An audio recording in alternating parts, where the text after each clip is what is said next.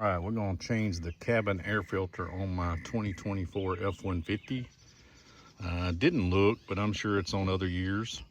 And I will leave links to what I bought if you're interested as far as filters. I did not buy OEM. Maybe I should, but I don't think it's a problem. Anyway, if you happen to purchase through those links, I might get a small commission, but don't let that keep you from buying it. Don't use my link. It doesn't cost you any more to use the link, but if you don't feel comfortable, I don't want you to do it. All right, first we're gonna pop the glove box open. Then there's some tabs right here. There's one there, there's one here.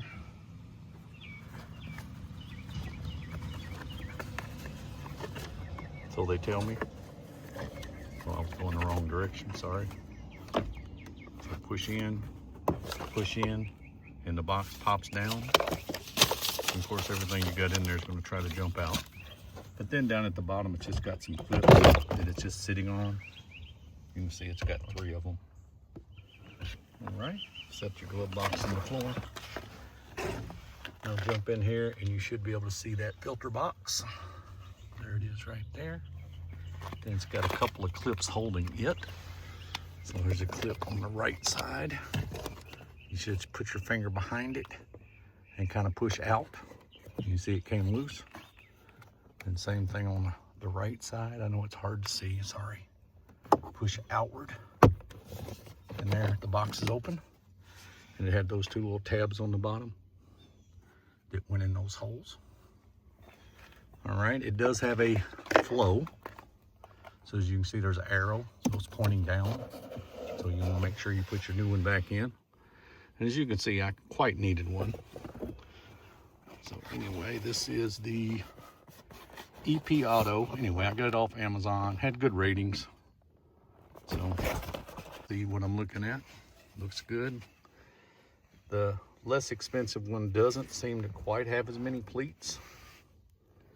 So that may be how they made it cheaper, not sure. First, we're gonna make sure our arrow's down. Then we're gonna start it in.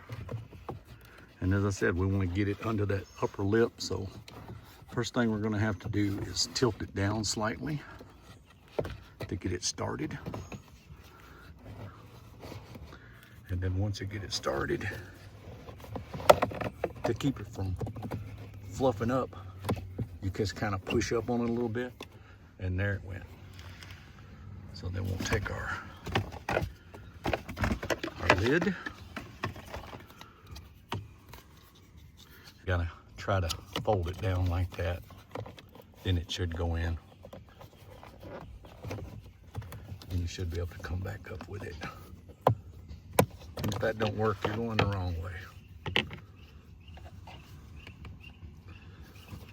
So put your tabs in, then lift it up, and remember you got a clip on both sides. So make sure they both get snapped or you're not gonna have good positive airflow. That one snapped and it popped off. So I've got something caught in it here.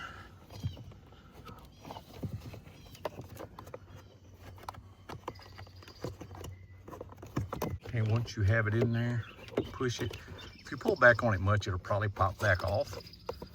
But what tends to happen is this cable here tries to get under it. So anyway, make sure you're latched on both sides and you can feel at the top if it's closed. And that's pretty much it. So just now reassemble your glove box.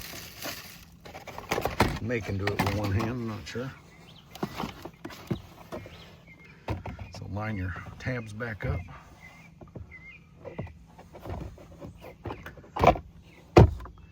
You should feel it go in, and you should just be able to close it. There you go. That's about a $50 repair at the shop, and you just did it with me in 3 or 4 minutes with one hand. So I believe you can handle this job. Save yourself a few dollars. The OEM version filter is only like 22 to 25 bucks. The lesser expensive one's 10 to 12 bucks. But if you change it often enough, it should work fine. Hope this helped. Please like and subscribe. Till the next video, y'all take care.